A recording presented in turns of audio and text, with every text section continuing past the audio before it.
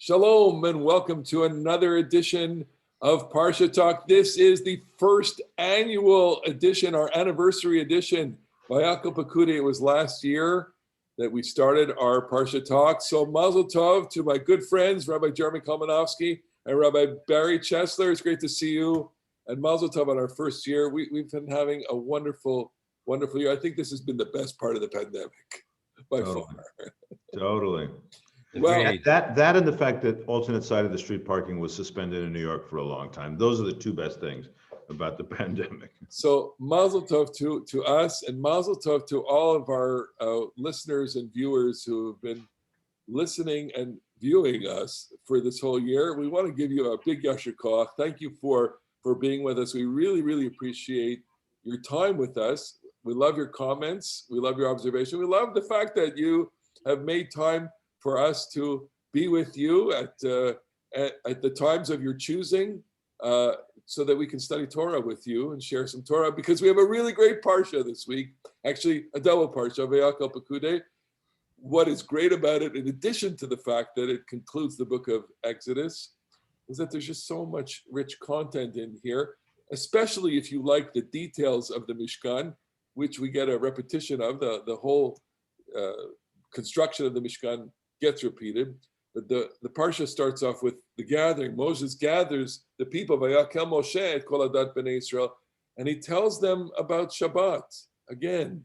So we just have to reprise this idea once more, the connection, the juxtaposition of Shabbat and the construction of the Mishkan. Jeremy, I'm going to turn to you to answer or to tell us more about the juxtaposition of Shabbat and the Mishkan. Yeah, so this is a religion that believes that at their best, human beings are shutafim lakadosh baruch hu b'maaseh breshit. We are God's partners in creations, but not just like, the recipients of God's creativity. We've got our own creativity. The famous Rabbi Yosef Dov Soloveitchik said that the thing that was most Tselem Elohim about us is our creativity. And so we believe in creativity. We believe in art. We believe in all kinds of special achievements that are within our grasp. And we believe that the drive to want to do those things, even at their most important, gets warped if you do not also stop, rest, reflect about the way the world does not necessarily need your creativity. The world does need it, but in a pulse, right? Systole and diastole, just like your heart and blood pressure. You surge forward, you work, you achieve, you step back and you observe and you look at the way the world is already blessed. So the building of the Mishkan is the Bible's greatest testament to human creativity, human artisanship, and everybody's, kol chacham lev, whoever has wisdom in their heart is a participant in this great work.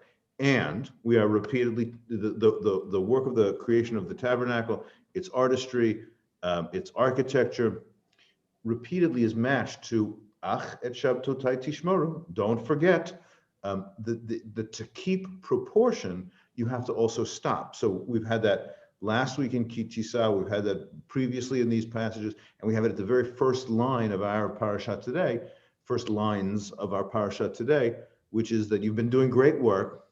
Don't forget to stop. Don't forget to keep proportion. And I would say that the fullest, the really nuanced and deep presentation of this is the fact that the Mishkan is a tabernacle, but it is also a kind of microcosm. Maybe we'll talk later in the call about the tabernacle is in some ways an allusion to God's creation back in Genesis 1. And you all know what happened at the end of God's creation of Genesis 1, Shabbat vayinafash, God stopped and rested. And so just like you may create a microcosm with light and drapery and water and all of those elements, God stopped and rested, as shall you. So that's key, and that does set up the conclusion of the book of Exodus for us. And we will talk about this because there are some stages at the end of the construction when the whole thing comes together. Barry, you want to just take in some of this connection and maybe talk about the way that the rabbis construe this? We didn't really precede this. So there are 2 points I think that are important to make here. First of all, the rabbis link the malachot, the prohibitions on Shabbat, to the work of the Mishkan because of the juxtaposition of this passage. The other thing that I would say is that we note here that Shabbat is not a temple holiday. It's something that has to be observed in your dwelling places, in your moshvotehem. And as a consequence, there's an element of portability with Shabbat that obviously does not partake of the temple. You know, we like to think of the Mishkan, I think, as a prototype for the temple. The main difference is the Mishkan itself was portable, whereas the temple is not. But Shabbat is also portable, and in that way it mirrors the Mishkan and provides a counterpoint to the temple because it is something that can be observed wherever you are. It doesn't require a temple, although you will do some things or not do some things in your house that you also would not do in the temple, making that connection. So one of the specific things in the verse here, verse 3 highlights is Lo teva'aru esh b'chol moshvotechem, you shall not kindle any fire or burn any fire. Any reflections on why that is the specific or one of the specific rules that is focused on here for Shabbat? Perhaps to deal with combustion, destruction, construction. I wonder if it actually has to do with sacrifices. That we often associate fire with sacrifice. Most of the sacrifices are burned. And this comes as a reminder that even though we're going to have sacrifices in the temple on Shabbat, they're mandated by the Torah, we're not going to be doing that at home. Thou shalt not do this at home. Don't try this at home. So you want to emphasize the phrase "b'chol moshvotechem." Yes, in the national house, in the religious house, we do have this is like a well-known fact that we have prohibitions and we have exceptions. There was a great Chizkuni, one of the medieval commentators. I had this a couple of weeks ago in Parashat Truma with the creation of the Kruvim. There's obviously the cherubs. You're not supposed to make an image of any of the creatures in the heavens and the water and about it. It's the prime prohibition of idolatry. And Chizkuni said, there's always exceptions. Like you're not supposed to burn fire on Shabbat, but you can in the sacrifices. And you're not supposed to wear shatnez, the wool and linen, but you can if you're the high priest and you have the garment and you wear techelet in your tzitzit. So it is a system of this is obviously a religion of mitzvot with some thou shalts and shalt nots, asin and lavin, things you should do and things you shouldn't do. But interestingly enough, if you kind of look it through, you can see that there is a not small number of asterisks. Yeah. So the wisdom of a rule-based system is knowing where you make an exception. That we cannot become slaves to the rules because all rules will have exceptions. Okay, so speaking of boundaries and going beyond the boundaries, we come to a very interesting passage at the beginning of this Parsha, well, into the third Aliyah maybe. The people bring their gifts. This is really one of the most stunning moments in Exodus. The people are inspired to be generous. They give abundantly. The text says, "Vayomer el Moshe lemor marbim ha'am lahavi."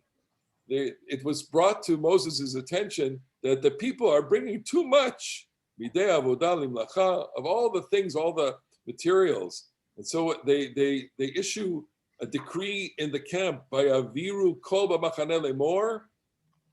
They say, "Ish v'isha al yasu od malacha litrumat hakodesh." Don't do any more. Don't do any more. Don't give any more. Just is this tongue in cheek? Is this humor? Is it serious? Is it an observation of something real, or is it ironic, or is it maybe beautiful? All of the above. What do you think, Jeremy? What do you think? You know what? I think that all of us who raise money for the upkeep of synagogues turn to this passage and think, wouldn't it be great? Wouldn't it be great if people gave above and beyond our goals? But of course, in our own times, what we do with monetary gifts is we simply we endow them. We let them generate interest, and we have uses. God forbid we should spend excess of what we make or what we raise. I think to be very serious for a moment, there is a custodianship that in contemporary Judaism, and I think throughout Jewish history, to be the custodian of the community's treasury is one of the sacred obligations of a community. Yeah, absolutely. So I would offer a slightly different idea here, and that is that, first of all, I'm reminded of the story of the little girl. The teacher asked her to spell banana, and she goes Banana, and she bursts into tears and says, "I do know how to spell it. I just don't know when to stop." And there's an issue here that I think is very profound, that some people do not know when to stop. And I think what's of crucial importance with the Mishkan is that Mishkan requires donations. It's like the fund drive going on public radio right now, but it also requires more. And it's easy to think that you could fulfill your entire obligation just by donating. And I think that perhaps that's where the people are at. They think they're going to be off the hook as long as they keep giving. And what Moses is telling them is that the donation is the beginning of your contribution, not the end. So let me ask you this question, because it came up in our pre-conversation, which is, there is the whole discussion of the placement of this story within the context of the golden calf episode. And so could it be that the excessive generosity of the people is in response to their excessive guilt after the golden calf? Would you make a connection to that? So that fits in well with the beginning of Kitisa, where we have the Machatzit Shekel, and it's a kofar. It's supposed to be an atonement for you. Okay. So in that sense, we could say that perhaps it is. So those are true. This is, I think, significant because there are two different sorts of giving. You referred at the beginning of last week's Parsha, Kitisa, that there's Machatzit Shekel. There's every person gives a poll tax of a half shekel. Asher lo yarbe v'hadal lo yamit. If you're rich, you don't give more, and if you're poor, you don't give less. Every single person has, at some level, the identical obligation, but that is, of course, a very regressive tax because the poor person's half shekel costs them a lot. They don't have a lot of shekels around, and the rich person, half shekel, no big deal. But the second sort of giving is kol asher yidvenu libo, whoever's heart moves them, and they give what is unique to them. And I would say that the membership in the community does require some basic equality, and it requires some basic idiosyncrasy to let people give what they have and let them choose. And so what we find here, I think, is that second kind, the kol asher yidvenu libo, whoever heart moves them. And I do think that the story is told in a way to like have a little propaganda about how great the love and the generosity of these people were. I do like the thought that we are still talking about the golden calf, and I think that the golden calf, I mean, the way I would read it, as you alluded to, there are different ways of reading it. Some people, Rashi foremost, says that the story is told out of order, that the Mishkan is actually sort of a compensation, that the people, God realized the people, they need something to look at, they need something pretty. So after the golden calf debacle, then God gave them the Mishkan commandment. The other way of reading it is sequentially, that the Mishkan was always part of the plan. The golden calf was like a, wrong turn. I do like that. I do like the thought that something which can fundamentally be good, like the beauty of the Mishkan, can get warped in the golden calf. And so what's going on here with the great generosity, maybe it's kofar, maybe they're trying to atone for their mistake, but maybe it's also so this recognition that, listen, I understand my Yetzer Hara, I understand my bad impulse. I really want to make sure that I devote these resources to the good path and not the bad path. Do you think that they had plaques in the Mishkan? For sure. Nobody gives money without plaques. Board? I think the entire chapter, Parsha Naso, is like the donor recognition Parsha, but that we get ahead of ourselves. Okay, so the Mishkan, the people are filled with generosity, and whatever the motivation is, could be guilt, it could be just generosity, it could be joy, all of which in the context of the golden calf may be a little difficult to understand it. But moving on, Vayihi Mishkan Echad, we get a comment that as the building ensues, what do you make of that phrase, Vayihi Mishkan Echad? And maybe the connection of Echad, Yom Echad, Shema Yisrael, Adonai Eloheinu Adonai Echad, anything click there for either of you? Well, I think all of them work, all your associations with Achad. I think that the Mishkan is the central institution. It is one Mishkan for the entire people. It's not the island where you have the temple that you go to and the one that you don't. Here we have one Mishkan for everyone. And the other thing, I was struck by when you were talking about the donations, they brought too much on one hand, but they used everything that they brought. Right, there weren't any leftovers. There's no sense of notar or pigul here, things that were left over that could not be used. And in that sense, it's also one mishkan. Whatever they brought, their heart moved them. They brought, on one hand, we could say excessively even, but whatever they brought was able to be used for the sanctification of God. And purposeful. It served a unitary purpose, I suppose we could say. Okay, moving on. So, go ahead. This is just kind of shot. I mean, it refers in this line to like the fabric part, like they sewed it together. But this speaks to me just on a kind of a poetic level of the forest and the trees problem, right? Like there's a million different little things in this Mishkan, and there's like all the different little sockets and all the different little poles, and it coheres.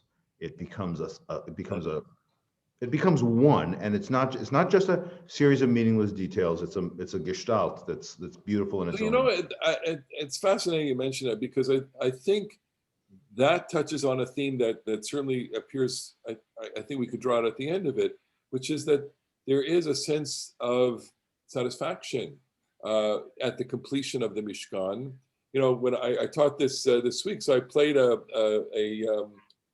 time-lapse movie of building a house. And it starts with the foundation, and they put up the beams, and they put up the rafters, and they have all sorts of scenes of installation, everything. And then at the end, this swelling music at the end, and so-and-so company will build your house for you.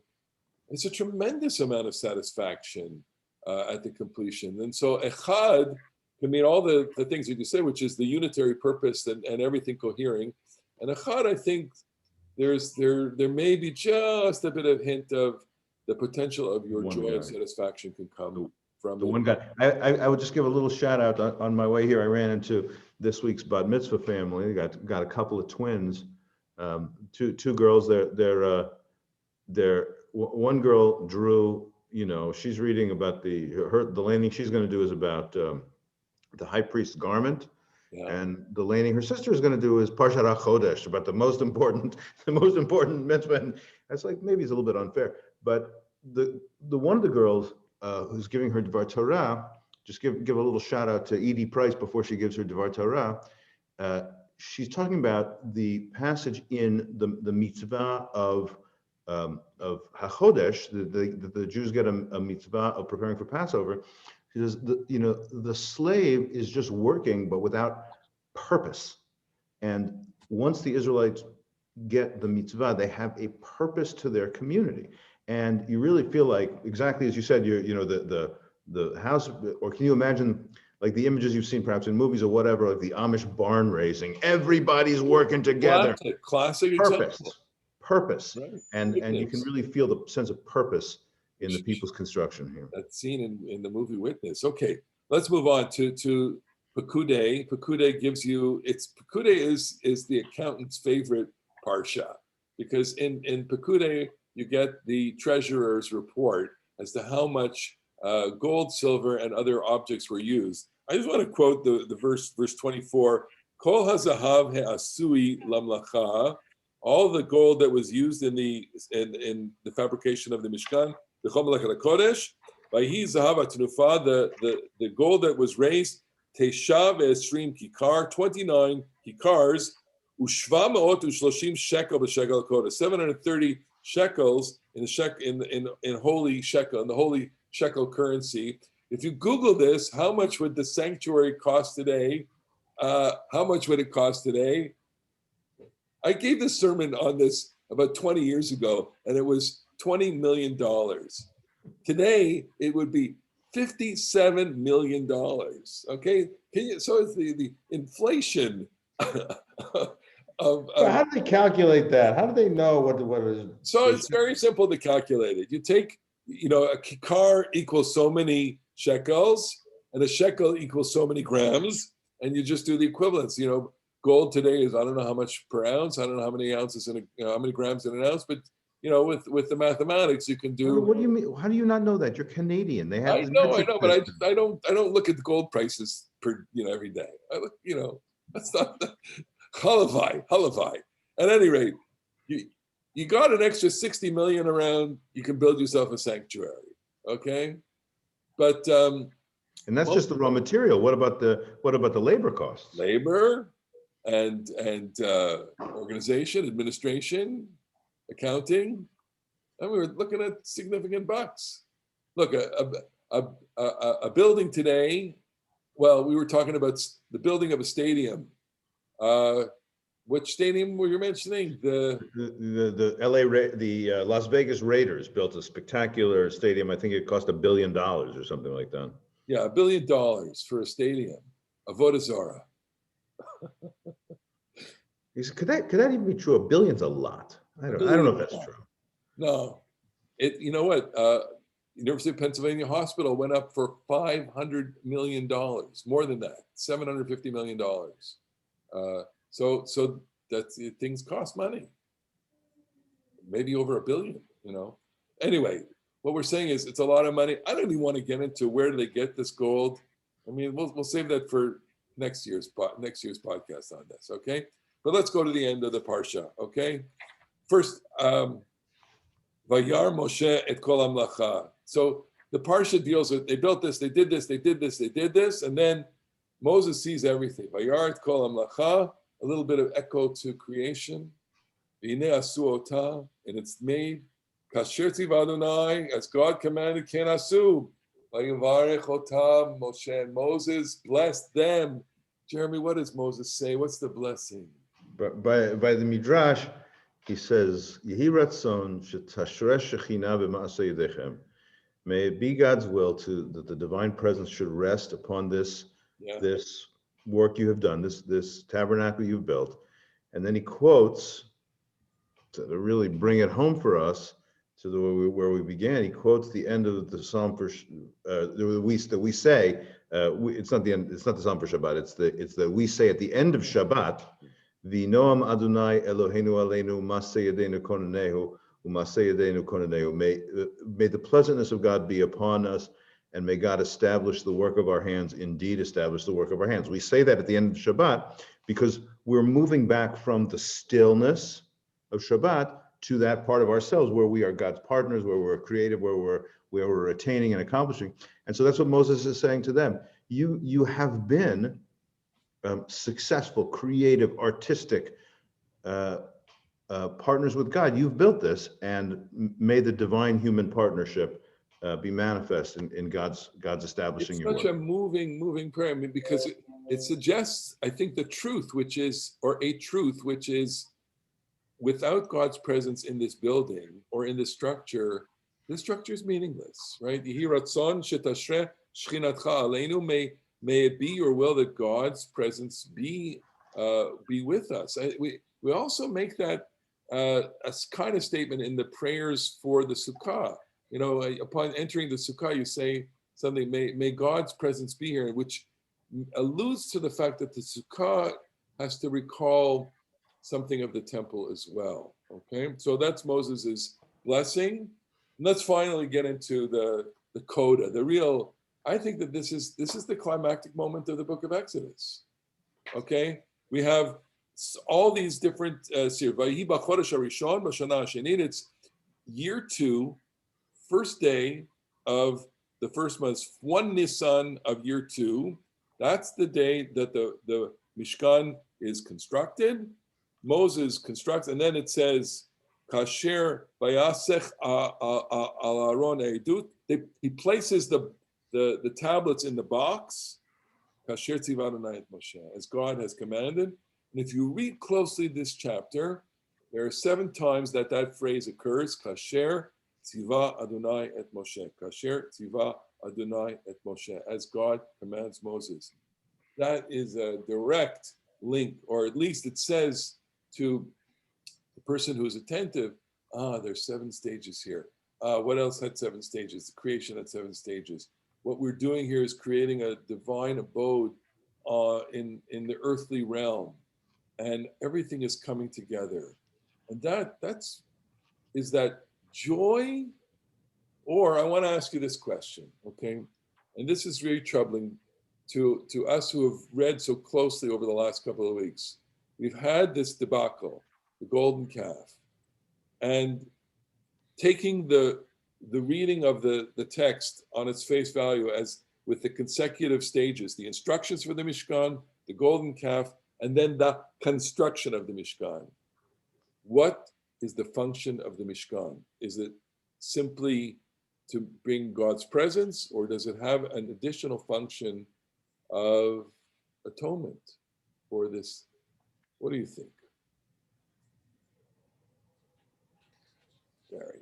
I'm not so sure that I see the atonement function so clearly.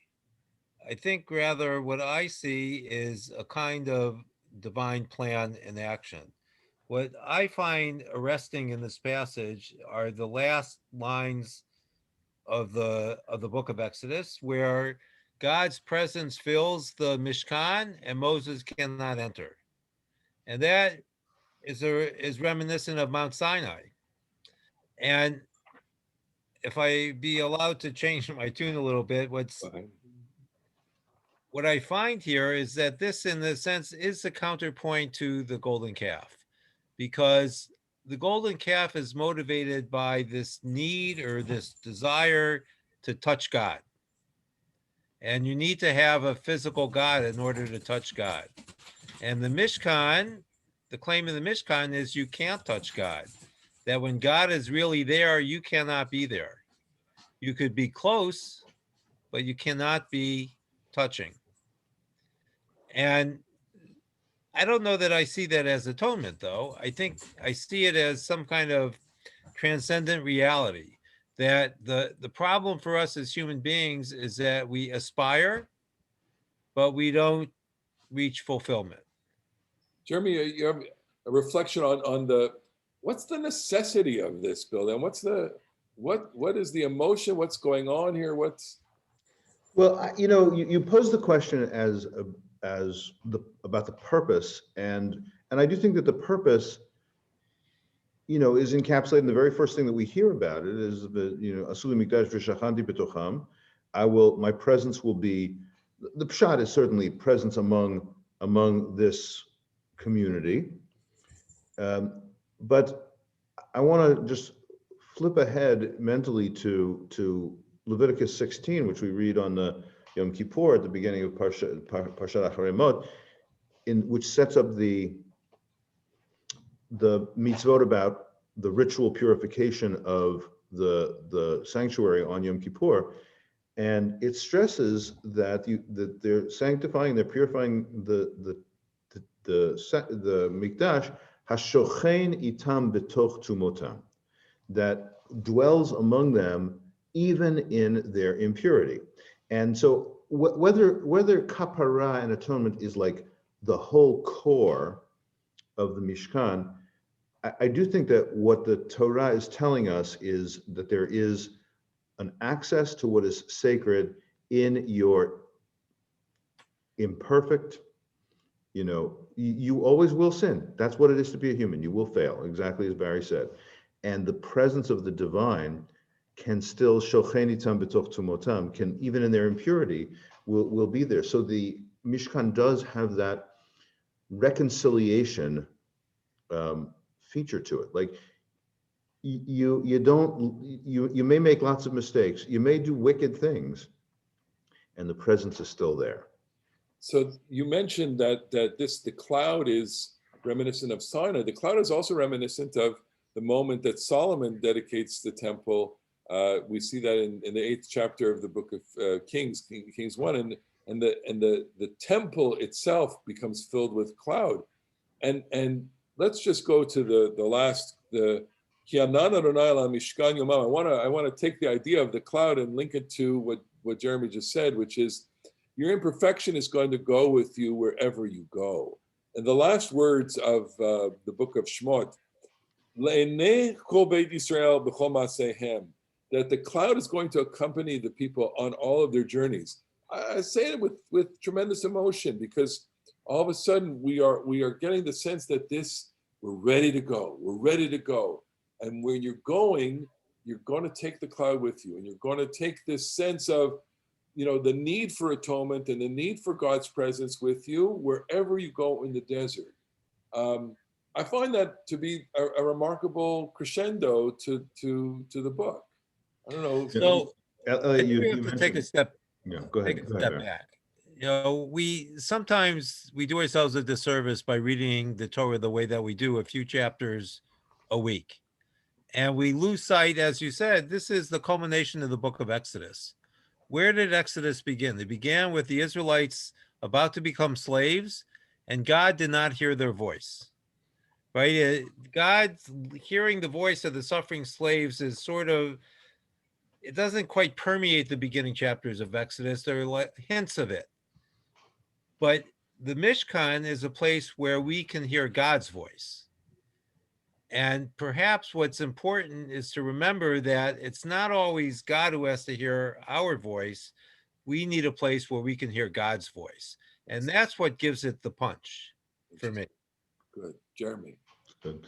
I was just going to say, by the way, you mentioned that we have, the presence goes with them, b'chol ma'asehem, in all their journeys, and we are kind of like with a smile on our faces celebrating that we've been doing this every Parsha for a year, which we're having a lot of fun with this. Today's the 11th of March. Yeah. The first COVID deaths were, I think, on the 9th and the 10th in Seattle, and then in New York, the first deaths, I think, were on the 13th, and on the 14th they were announced. And so I'm having a kind of a Zoom service with 2 churches and a mosque on Sunday. To kind of commemorate that terrible anniversary, 525,000 Americans later. And, like the journey can stink. The journey can be arduous, and the journey can really take a lot out of you.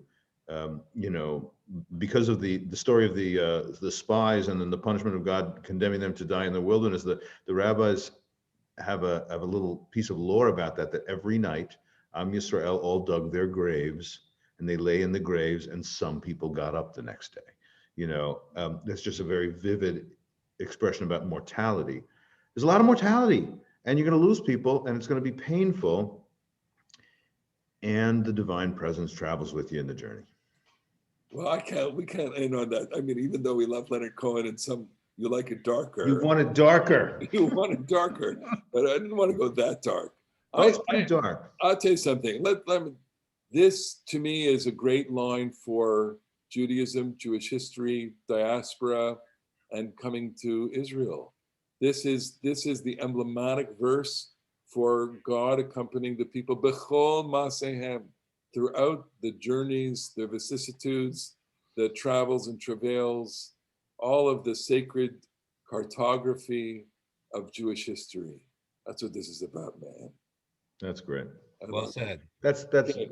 We're also celebrating Shabbat HaChodesh, but we're not going to talk about HaChodesh. In the meantime, we are so happy and thankful that you have joined us for this wonderful conversation. We want to wish everyone a Chodesh Tov, announcing a new month this week, and also Shabbat Shalom.